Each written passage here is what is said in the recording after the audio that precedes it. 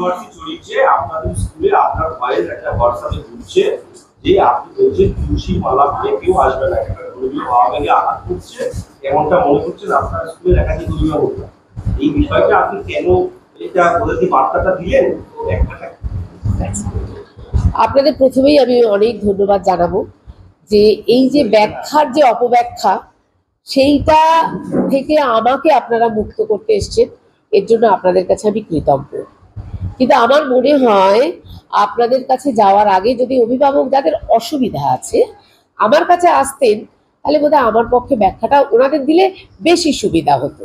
কারণ আপনাদেরটা পুরো একটা জায়গায় ছড়িয়ে পড়বে, জায়গায় ছড়ানোর তো এটা বিষয় না। আমার 1900 বাচ্চা এই স্কুলটায়, বিভিন্ন ধর্মের বাচ্চারা পড়ে। ধর্মের আঘাতে আমি বিশ্বাসী নই, আমি নিজেও ভীষণ ঠাকুর বিশ্বাসী। তার আমার বক্তব্য হচ্ছে বাচ্চারা কেউ ওই টারবান যেটা পরে আসে, তারা কিন্তু স্বেচ্ছায় খুলে আসে। ইউনিফর্মে যখন ওরা ঢুকছে আমরা ওদের প্রথমে বাচ্চাদেরই বুঝিয়েছি যে বাবা তোরা যে এগুলো পরে আসিস এগুলো যদি ছিঁড়ে যায়, এবং দেখুন আমাদের পক্ষে তো ক্লাসে ক্লাসে গিয়ে দেখা সম্ভব না। কোনো মেয়ে এসে বলে ম্যাডাম ও তুলসীর মালা পড়েছে ভণ্ড, একটা মেয়ের নাকি তুলসীর মালাটা ছিঁড়ে গেছে, ছিঁড়ে গিয়ে সেটা পায়ের তলায় পড়েছে, সেটা তো কোন ধর্ম কোন মানুষ বলে। দেখুন ধর্মটা কি, না না আমি তো বাধা দিইনি একবারেও, আমি কিন্তু না না, যারা দেখুন যার ব্যাখ্যা সেরকম, একটা হাতি অন্ধ খোড়া যেই দেখুক, যে যেইখানটা হাত দেবে সে হাতির ব্যাখ্যা সেই রকম দেবে। কেউ বলবে হাতি সুর ধরেছে অন্ধ মানুষটা, সে বলবে হাতি লম্বা। কেউ পেটটা ধরবে, সে বলবে আমার জ্বালার মতো। কেউ পাটা ধরলে বলবে থামের মতো। এটা তো ব্যক্তিগত ব্যাখ্যা হয়ে যাচ্ছে দাদা। এগুলো কি ব্যক্তিগত ব্যাখ্যা নয় বলুন তো? যাদের অসুবিধা আমার কাছে তারা আসতে পারতেন। এই ভয়েস তো আজকের না, রোজ আমরা বিভিন্ন ভয়েস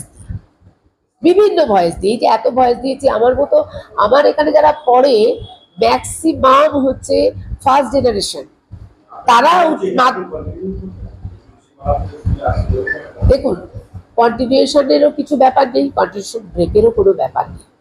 বাচ্চাদের আমরা বুঝিয়েছি তোমাদের এই তুলসী মালাটা ছেঁড়াছেড়ি হয়েছে, আমার কাছে কয়েকজন এসে রিপোর্ট করেছে। আপনারা দেখছেন তো প্রত্যেকটা ক্লাসরুমে আমার সিসি ক্যামেরা, আশা করি আপনারা দেখাবেন, একটু দেখান যদি সিসি ক্যামেরা, গেটে সিসি ক্যামেরা। এবং আমি নিজে যাতে বাচ্চারা কোনো আঘাতপ্রাপ্ত না হয়, আমি 10টা 20 থেকে 10টা 40 পর্যন্ত ওখানে নিজে দাঁড়িয়ে থাকি। আমার ম্যাডামরা ক্লাসে ক্লাসে গিয়ে বাচ্চাদের অনেক রকম ভাবে ক্রিয়েটিভ অ্যাক্টিভিটিতে